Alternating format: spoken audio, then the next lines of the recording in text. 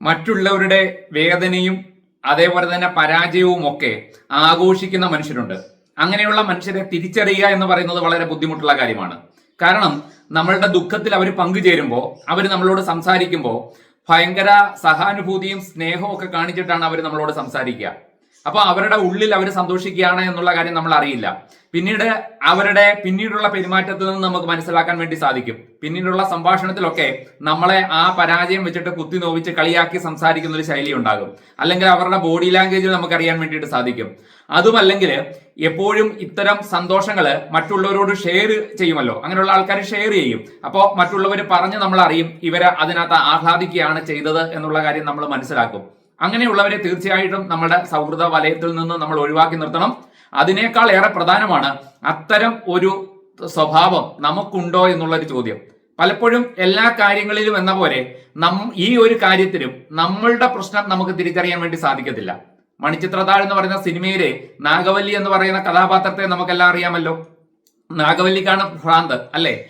മോഹൻലാല് അവസാനം പറയുന്നുണ്ട്, ഞാൻ അന്വേഷിച്ചുകൊണ്ടിരുന്ന മാടമ്പള്ളിയിലെ മാനസിക രോഗി എന്റെ അടുത്ത് നിൽക്കുന്ന ഗംഗയാണെന്നുള്ള സത്യം വേദനയോടെ ഞാൻ അറിഞ്ഞു എന്ന് മോഹൻലാൽ പറയുന്നുണ്ട്. കാരണം നാഗവല്ലി അവിടെ ശ്രീദേവിയെയാണ് മാനസിക രോഗിയായി ചിത്രീകരിച്ചുകൊണ്ടിരുന്നത്. ഇത് എല്ലാ മാനസിക പ്രശ്നത്തിലുമുണ്ട്. മറ്റൊരാളുടെ പരാജയത്തില് സന്തോഷിക്കുക എന്ന് പറയുന്നത് നല്ല മാനസികാരോഗ്യമുള്ള ഒരാളിന്റെ ലക്ഷണമല്ലല്ലോ. അപ്പൊ അത് തെറ്റായിട്ടുള്ളൊരു മാനസികാരോഗ്യമാണ്. അപ്പൊ അങ്ങനെ നമുക്ക് നമ്മളുടെ മനസ്സിന്, നമ്മളുടെ സ്വഭാവത്തിന്, നമ്മുടെ പെരുമാറ്റത്തിനൊക്കെ എന്തെങ്കിലും ഒരു വൈകല്യം ഉണ്ടെങ്കിൽ നമുക്ക് തന്നെ അത് തിരിച്ചറിയുക എന്ന് പറയുന്നത് ബുദ്ധിമുട്ടുള്ള ഒരു കാര്യമാണ്.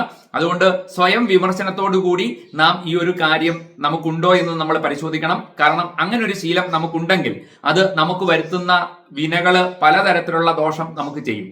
അതിനകത്ത് ഏറ്റവും പ്രധാനപ്പെട്ടതാണ് നമുക്ക് നല്ല സൗഹൃദങ്ങൾ നഷ്ടപ്പെടുമെന്നുള്ളത്. കാരണം സൗഹൃദം എന്ന് പറയുന്നത് പരസ്പരം നമ്മുടെ സ്നേഹവും സന്തോഷവും ഒക്കെ പരസ്പരം പങ്കുവെക്കുന്നതാണല്ലോ സൗഹൃദം. നിങ്ങൾക്ക് അത്തരം ഒരു വൈകല്യം ഉണ്ടെങ്കിൽ ഉറപ്പായി നിങ്ങളുടെ സുഹൃത്തുക്കൾ പിന്നെ അവരുടെ മനസ്സ് നിങ്ങളുടെ മുമ്പിൽ തുറക്കില്ല.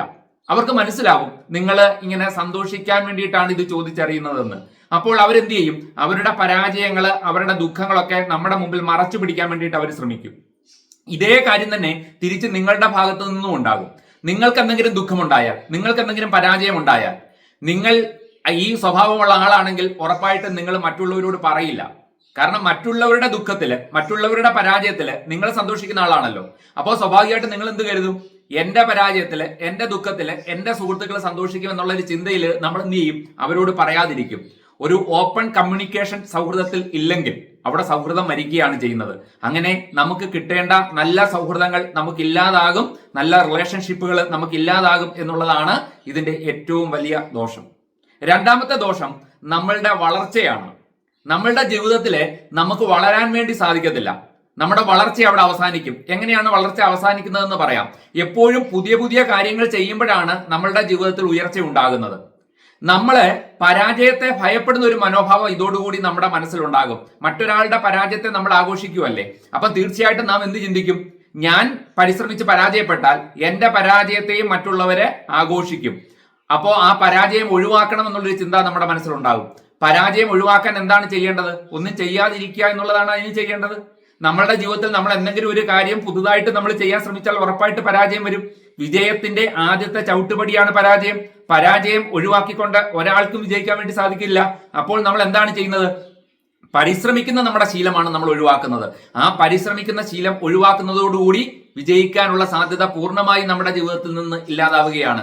ഏത് അവസ്ഥയിലാണ് നിങ്ങൾ ഇപ്പോഴും ഉള്ളത്, ആ അവസ്ഥയിൽ തന്നെ 5 കൊല്ലം കഴിഞ്ഞാലും 10 കൊല്ലം കഴിഞ്ഞാലും എങ്ങനെയാണോ നിങ്ങളുടെ ജീവിതം ഇപ്പോഴും ഉള്ളത്, അതേപോലെ തന്നെയുള്ള ഒരു ജീവിതമായിരിക്കും വരുന്ന വർഷങ്ങളിലും നിങ്ങൾക്ക് കിട്ടുന്നത്. കാരണം നിങ്ങൾ പരാജയത്തെ ഭയക്കുന്നു, നിങ്ങൾ പരിശ്രമിക്കുന്നില്ല.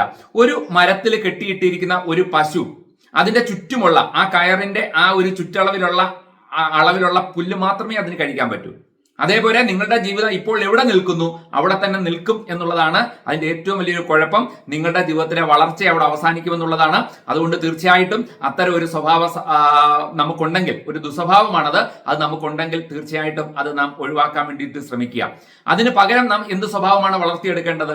മറ്റുള്ളവരുടെ പരാജയങ്ങളില് അവരോടൊരു സഹാനുഭൂതി കാണിക്കുക എന്നുള്ളതാണ് നാം ചെയ്യേണ്ടത്. സിമ്പതി അല്ല കാണിക്കേണ്ടത്, എമ്പതിയാണ് കാണിക്കേണ്ടത്. ആ തന്മയീഭാവം, അവരോട് ചേർന്ന് നിൽക്കുക, അവർക്ക് വേണ്ട സപ്പോർട്ട് കൊടുക്കുക. നിങ്ങളുടെ ഐഡിയയിൽ അവർ വിജയിക്കാൻ എന്തൊക്കെയാണ് ചെയ്യേണ്ടത്, ആ പരാജയത്തെ അതിജീവിക്കാൻ അവരെന്തൊക്കെയാണ് ചെയ്യേണ്ടത്, നിങ്ങളുടെ മനസ്സിൽ തോന്നുന്ന ആശയങ്ങൾ അവർക്ക് കൊടുക്കുക, സപ്പോർട്ട് ചെയ്യുക, അവരെ വിജയത്തിലേക്ക് കൈപിടിച്ച് നയിക്കുക. ഇതുകൊണ്ട് രണ്ട് ഗുണമുണ്ടാകും. ഏതൊരു വ്യക്തി ആയാലും നമ്മളെ ആപത്തിൽ സഹായിച്ചവരെ, നമ്മളെ കൈപിടിച്ചവരെ, വീഴ്ചയിൽ നമ്മുടെ കൈപിടിച്ചവരെ അവരെ മറക്കില്ല. നല്ല സൗഹൃദങ്ങള്, നല്ല ബന്ധങ്ങൾ നിങ്ങൾക്ക് ഉണ്ടാക്കിയെടുക്കാൻ പറ്റും. മനുഷ്യ ജീവിതത്തിലെ ഏറ്റവും വലിയ സമ്പത്ത് എന്ന് പറയുന്നത് നല്ല ബന്ധങ്ങളാണ്. അത് നിങ്ങൾക്ക് സൃഷ്ടിക്കാൻ വേണ്ടി സാധിക്കും. അതിനേക്കാൾ ഏറെ നമുക്ക് എക്സ്പീരിയൻസ് എന്ന് പറയുന്നത് നമ്മുടെ ജീവിതത്തിൽ നമുക്ക് മാത്രം ഉണ്ടാകുന്ന കാര്യങ്ങളല്ല, മറ്റുള്ളവരുടെ ജീവിതത്തിൽ ഉണ്ടാകുന്ന കാര്യങ്ങളിൽ നിന്നും നമുക്ക് നല്ല എക്സ്പീരിയൻസ് ഉണ്ടാവും.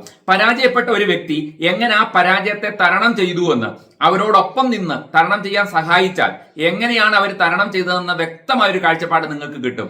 നാളെ ഇതേപോലെ ഒരു പ്രശ്നം നിങ്ങളുടെ ജീവിതത്തിൽ ഉണ്ടാകുമ്പോൾ എങ്ങനെയാണ് അതിനെ കൈകാര്യം ചെയ്യേണ്ടത് എന്നുള്ള വ്യക്തമായ ഒരു പാഠം നിങ്ങൾക്ക് അതിലൂടെ കിട്ടും. അത് വലിയൊരു എക്സ്പീരിയൻസ് അല്ലേ? അതുകൊണ്ട് അത്തരം സ്വഭാവ വൈകല്യമുള്ളവരെ അത് ഒഴിവാക്കുക. അത്തരം സ്വഭാവ വൈകല്യമുള്ളവരെ നമ്മളുടെ ജീവിതത്തിൽ നിന്ന് മാറ്റി നിർത്തുക. തീർച്ചയായും നമ്മളുടെ ജീവിതം എന്ന് പറയുന്നത് ഒരു പാഠപുസ്തകമാണ്. ഓരോ പ്രവൃത്തിയിൽ നിന്നാണ് നമ്മൾ പുതിയ പാഠങ്ങൾ പഠിക്കുന്നത്. അങ്ങനെ നല്ല കാഴ്ചപ്പാട് ഉണ്ടാക്കിയെടുക്കാൻ എല്ലാവർക്കും കഴിയട്ടെ എന്ന് ആഗ്രഹിക്കുന്നു. മറ്റൊരു വീഡിയോയുമായി അടുത്ത ദിവസം വീണ്ടും കാണാം.